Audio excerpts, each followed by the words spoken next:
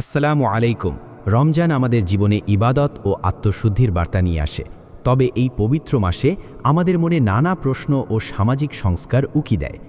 আজ আমরা এমন কিছু গুরুত্বপূর্ণ প্রশ্নের উত্তর খুঁজব যা আমাদের অনেকেরই জানা প্রয়োজন। একজন প্রশ্ন করেছেন, রমজানে মাঝে মধ্যে ক্লান্তি বা অন্য কোনো কারণে তারাবির নামাজ ছুটে যায়, এতে কি রোজার কোনো ক্ষতি হয় বা রোজার পূর্ণতায় কোনো সমস্যা হবে কি? দেখুন, তারাবি এবং রোজা দুটোই রমজানের গুরুত্বপূর্ণ ইবাদত, তবে দুটি ভিন্ন বিষয়। নবী করিম সাল্লাল্লাহু আলাইহি ওয়াসাল্লাম বলেছেন, যে ব্যক্তি ঈমানের সাথে রোজা রাখবে আল্লাহ তার পূর্বের গুনাহ মাফ করবেন, আবার যে তারাবি পড়বে তারও পূর্বের গুনাহ মাফ করবেন। অর্থাৎ আপনি যদি কোনো অনিবার্য কারণে, যেমন সফরে থাকা বা অসুস্থতার কারণে তারাবি না পড়তে পারেন, তবে আপনার রোজা হয়ে যাবে। কিন্তু মনে রাখতে হবে, তারাবি একটি অত্যন্ত গুরুত্বপূর্ণ সুন্নাহ। ওজর ছাড়া এটি ত্যাগ করা উচিত নয়। যদি জামাত ছুটে যায় তবে একা হলেও পড়ে নেওয়া ভালো। তবে তারাবি না পড়লে রোজা হবে না এমন ধারণা করা যেমন ভুল, তেমনি সুন্নাতিত না পড়লে কি হয় এমন অবহেলা করাও অনুচিত। একজন প্রশ্ন করেছেন, আমাদের সমাজে প্রচলিত আছে যে রমজান মাসে কন্যার বাড়ি থেকে ইফতার না পাঠালে শ্বশুর বাড়িতে গালমন্দ শুনতে হয়। ইসলামে এর অবস্থান কি? এটি একটি অত্যন্ত দুঃখজনক সামাজিক ব্যাধি। বিয়ের পর একটি মেয়ে তার সর্বস্ব দিয়ে স্বামীর সংসার সাজায়, আর রমজান এলে তার বাবার বাড়ির উপর ইফতারের আইটেমের বোঝা চাপিয়ে দেওয়া এক ধরনের হীনমন্যতা। ইসলামে এর কোনো ভিত্তি নেই। কোনো অবস্থাতেই মেয়ের পরিবারের উপর ইফতারের জন্য চাপ সৃষ্টি করা যাবে না বা প্রত্যাশা করা যাবে না।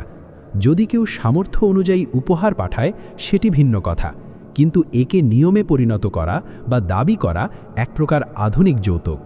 আমাদের উচিত এই প্রথাকে সামাজিকভাবে বর্জন করা, বরং ছেলে পক্ষের উচিত মেয়ের পরিবারের প্রতি কৃতজ্ঞ থাকা। একজন প্রশ্ন করেছেন, রোজা রেখে কি নখ বা চুল কাটা যায়? এতে কি রোজার কোনো সমস্যা হয়? জি, অবশ্যই কাটা যায়। রোজা রেখে চুল কাটা, নখ কাটা, শরীরে তেল মাখা কিংবা সুগন্ধি বা পাউডার ব্যবহার করাতে রোজার কোনো ক্ষতি হয় না। এগুলো স্বাভাবিক কাজ এবং এতে রোজার পবিত্রতা নষ্ট হয় না।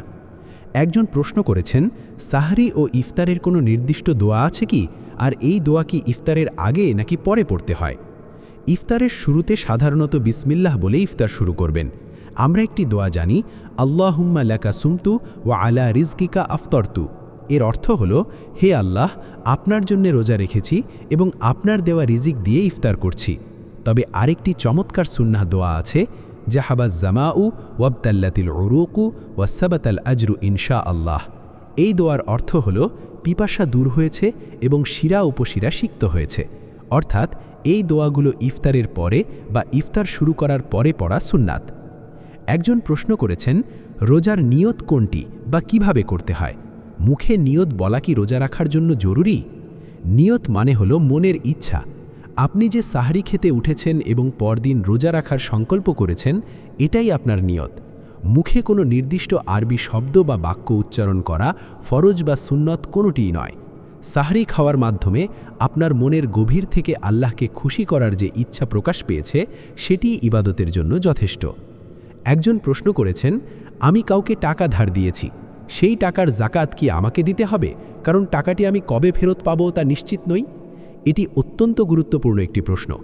নিয়ম হল, সম্পদের জাকাত তার মূল মালিককেই দিতে হয়।